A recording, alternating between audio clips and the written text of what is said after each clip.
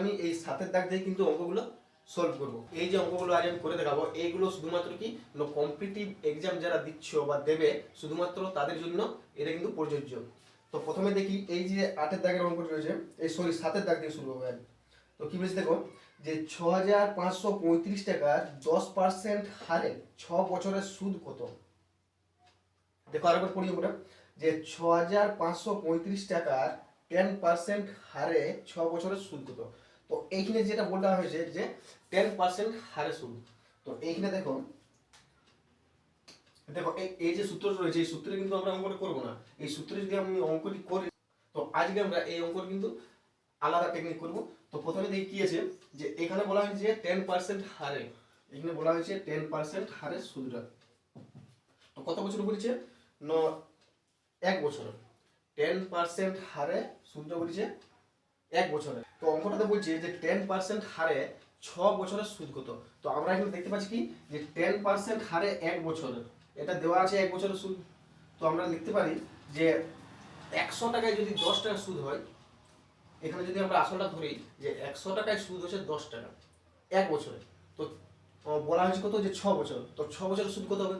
10 into 6 অর্থাৎ 60 টাকা।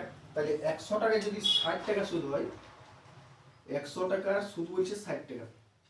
ব্যাস, 100 টাকার সুদ বলা হয়েছে 60 টাকা। তাহলে আমাদের অঙ্কটাতে বলা হয়েছে যে 100 টাকা হিসাবে 4 বছরের সুদ আমি পাচ্ছি 60 টাকা। তাহলে একটা কত হবে? 60/100। এটা ইয়ারপর কত বলছি, যে আসল টাকাটা কত আছে? 6535 টাকা। তো এটা দিয়ে 6535 আমি গুণ করে দেবো, 6535। বাস, এবার কাটাকাটি, শূন্য শূন্য কাটি দিলাম। আর কি আছে? 2 যদি কাটি, 2 3 6, আর 2 5 10, আর এটা যদি 5 দিয়ে কাটা হয়, 5 1 5, 6 5 3 15, একটা শূন্য, 5 7 35। এইটা। তো এটা যদি গুণ করা হয়, এরপর 3 7 21 1 হাতে 2, 3 0 0 অর্থাৎ 2 3 3 9, 3 1 3, অর্থাৎ কি হচ্ছে, যে 4 বছর সুদ কত পাচ্ছি আমরা? 3921 টাকা। বাস। আর যদি আমরা এই অঙ্কটা এই সূত্রে বসে কিন্তু তবুও অঙ্কটা হবে। তো আমি দেখছি যে এটা মুখে মুখে যদি করা হয় তাহলে এটা ভালো হবে। এরপর কি বলছে, যে 8 দাগের অঙ্কটা, 8 দাগ। তো 8 দাগে কি বলা হয়েছে দেখো, যে এক ব্যক্তি 8% বার্ষিক সরল সুদে, এক ব্যক্তি 8% বার্ষিক সরল সুদে 6 বছর 6 বছরে 8376 টাকা সরল সুদ পেলে সে কত টাকা জমা রেখেছিল। কি বলছে, সে কত টাকা জমা রেখেছিল, অর্থাৎ আমাকে এখানে কি আসল টাকাটা বাড়ি দিতে হবে। তো প্রথমে দেখবো সুদের হারটা কত আছে। তো আমাদের সুদের হার কত বলছে, যে 8% হারে বার্ষিক সরল সুদে, অর্থাৎ এক বছরের সুদ হচ্ছে 8 টাকা, অর্থাৎ 100 টাকায় এক বছরের সুদ 8 টাকা। তাহলে বলছে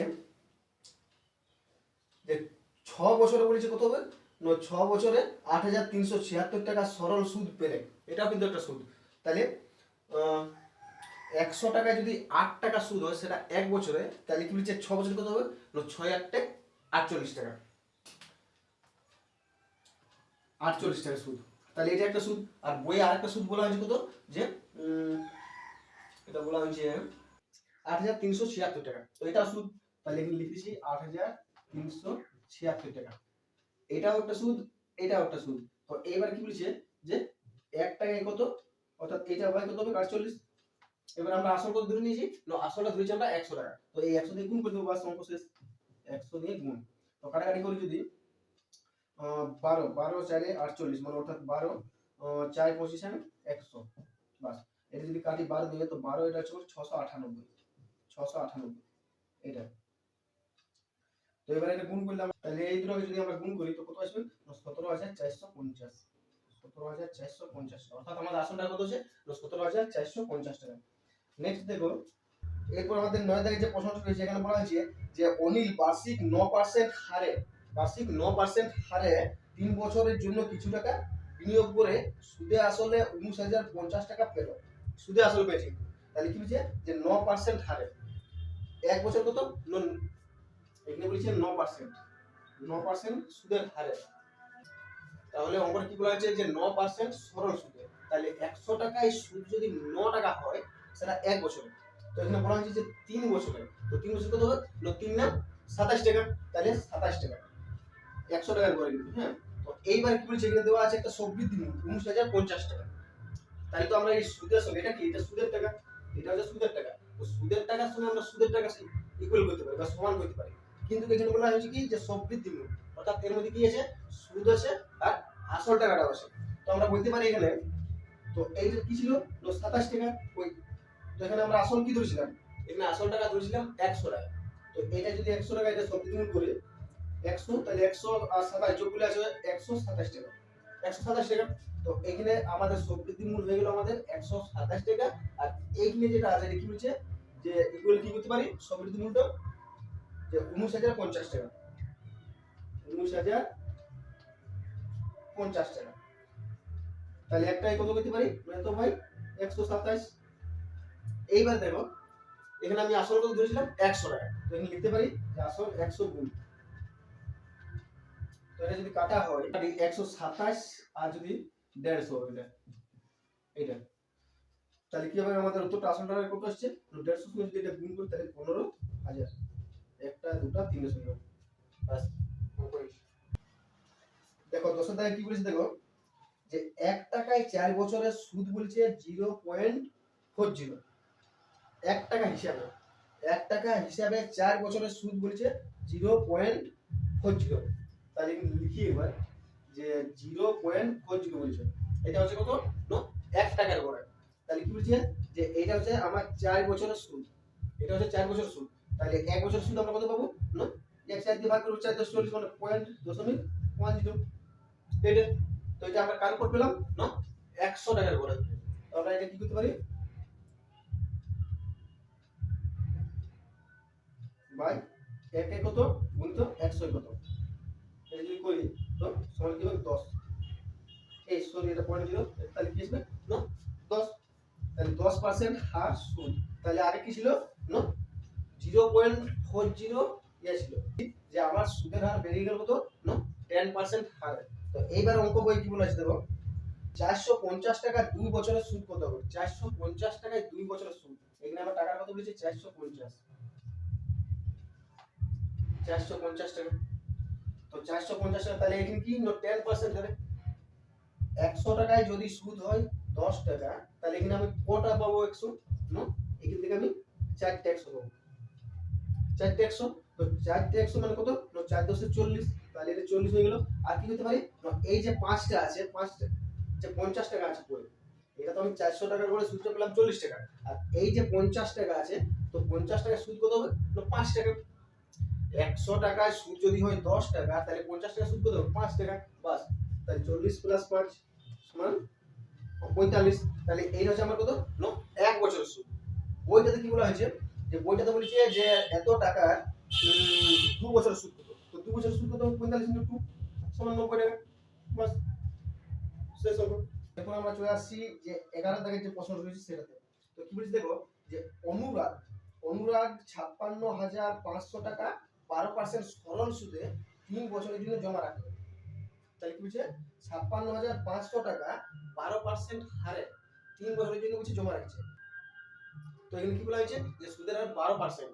আমরা বলতে পারি যে 100 টাকায় 1 বছরের সুদ যদি 12 টাকা হয় তো এখানে কি বলা হয়েছে যে 3 বছরের কত আসবে, 100 টাকায় যদি 12 টাকা আসে তো 3 বছর কত আসবে না 12 3 36 টাকা।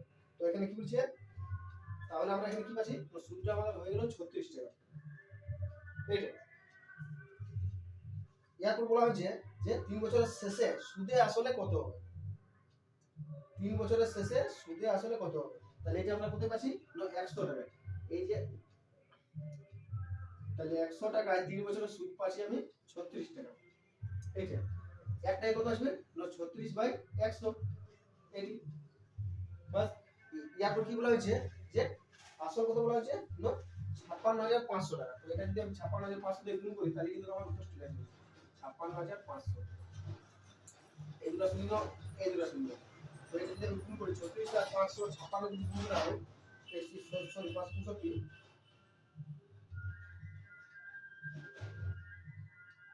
এই দুটো যদি গুণ করা হয় তাহলে কি আসবে 76,000, এটা গুণ করলে 76,840 টাকা। এইটা তাহলে কি হচ্ছে সুদে মূল্য কি বলা হয়েছে সুদে আসলে, তাহলে আমরা কি হচ্ছে সুদে আসলে আমরা কত পাচ্ছি না 76,840 টাকা। এরপর চলে আসবো আমরা এই যে 12 দাগের প্রশ্নটা রয়েছে, 12 দাগে কি বলেছে যে কত টাকার বার্ষিক 10% হারে একদিনে 1 টাকা সুদ হবে। কি বলেছে একদিনে 1 টাকা সুদ। এখানে বলা হয়েছে 10% হারে। তো একদিনে যদি 1 টাকা সুদ হয়, একদিনের সুদ হচ্ছে 1 টাকা। তো আমরা এটাকে যদি বছর নিয়ে যাই, তো 1 বছর সমান কি জানি আমরা? না, আমরা জানি যে 1 বছর সমান 365 দিন। তাহলে এটাকে আমি যদি বছর নিয়ে যাই কি হবে? না, 365 দিনের সুদ কত হবে?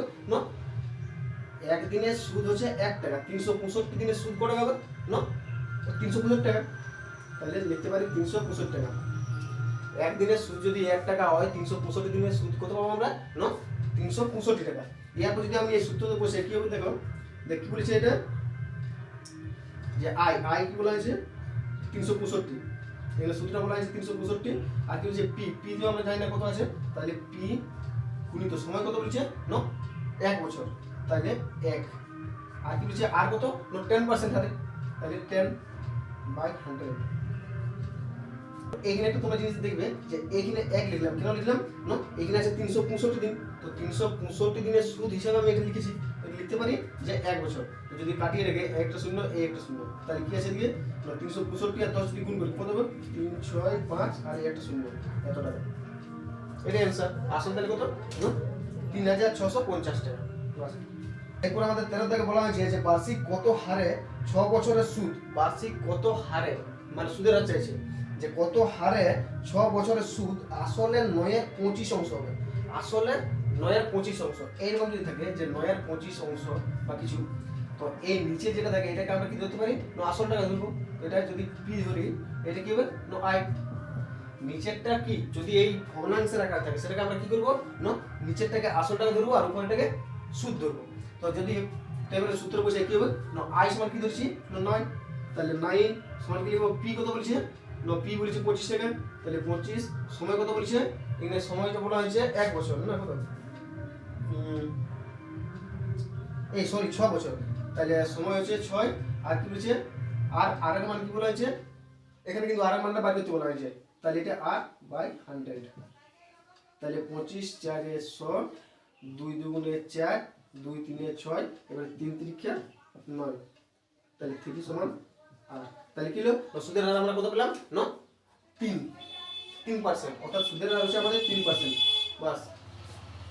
তাহলে নেক্সট আসছে আমাদের এই যে 14 দাগের অঙ্ক। 14 দাগের অঙ্ক বলা হয়েছে যে কত বছরে 10% হার সুদে, কত বছরে 10% হার সুদে আসল ও সুদের অনুপাত, আসল ও সুদের অনুপাত কত বলা হয়েছে? না, 10:3। তো আমরা লিখতে পারি যে আসল হচ্ছে 10 অনুপাত 3, তাহলে এটা হচ্ছে আসল আর এটা হচ্ছে কি? না, সুদ। তো এবার যদি আমি সূত্র বসাই কি হবে? না, সুদ আছে আমার 3, তাহলে 3 ইকুয়াল কি হবে? না, পি বলেছে 10, তাহলে 10। আর কি বলেছে? টি, সময়টা কত বলেছে? না, সময় বলে না, এখানে বলছে কত বছরে। তো এখানে সময়টা বার করতে বলা হয়েছে, এটা টি। আর কি বলছে? সুদের হার কত? 10% হারে। বাই কি লিখবো? 100। তাহলে এই শূন্য এই শূন্য এই শূন্য এই শূন্য কি পড়ে রইলো আমাদের? 3। তাহলে এখানে লিখতে পারি 3 সমান টি, অর্থাৎ 3 বছরে। 3 বছর হলো। তো উত্তর কি বলা হয়েছে? এখানে দেওয়া আছে 3 বছর। তাহলে আমরা বলতে পারি যে 3 বছরে 10% হারে সুদে আসল ও সুদের হারের অনুপাত কত হবে? না, 10:3। অতএব অ্যান্সার হচ্ছে আমাদের এই 3 ইয়ার্স। এরপর 15 দাগের অঙ্ক বলা হয়েছে যে সময় ও বার্ষিক সুদের হার সমান হলে, এখানে ভালো করে একটু দেখো যে সময় ও বার্ষিক সুদের হারটা সমান, সময় যা সুদের হারও তা সমান হলে বার্ষিক কত সুদের হারে আসলের 1/9 অংশ সুদ হবে? আসলের 1/9 অংশ, এখানে কি বলা হয়েছে? 1/9 অংশ। তো এটা হচ্ছে আসল, এটা হচ্ছে কি? না, সুদ। এটা তো এইবার যদি আমি এটা বসাই, এটা সূত্র বসাই কি হবে? না, আসল আছে 1, তাহলে 1 ইকুয়াল কি হবে? না, পি সমান কত আছে? 9। টি সমান কি বলছে? টি সমান বলা হয়েছে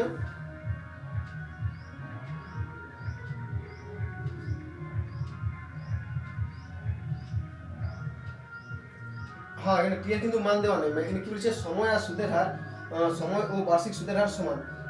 আর কিন্তু আর এরও মান দেওয়া নেই, এটা আমি লিখতে পারি টি টি গুণিত আর বাই 100। তো এরকম যদি থাকে অঙ্কে, এইখানে দেখো টিও আছে আরও আছে, এই সূত্র দিয়ে তো আমরা এই দুটো জিনিস একসঙ্গে বার করতে পারবো না। তো আমরা কি করবো, কি বলা হয়েছে ওকে, যে সময় আর সুদের হার সমান হলে, তাহলে আমি কি বার করতে বলেছে, এখানে বলা হয়েছে যে সুদের হারটা বার করতে বলেছে। তাহলে আমি সুদের হার যদি আর হয়, তাহলে কি সময়টাকেও আমি আর লিখতে পারি, তাহলে এটা সমান আর, তাহলে এটা লিখতে পারি আর। এবার যদি কাটাকাটি করি কি হবে, কিছু মান, এটা যদি কাটাকাটি করি তো কাটাকাটি যাবে না, তাহলে এটা কি লিখতে পারি, এটা কোনাকুনি গুণ করলে 9r স্কয়ার, 9r স্কয়ার সমান 100, আর r স্কয়ার সমান 100/9, আর সমান কি হবে না, আর সমান আমি লিখতে পারি যে 10 দশমিক 100 3 তিরিক্ষা 9, অর্থাৎ 3 এর 10, এটা 3 তিরিক্ষা 9 1 3 এত পার্সেন্ট, অর্থাৎ সুদের হার আমরা কি পেলাম না 3 পূর্ণ 1 এর 3%।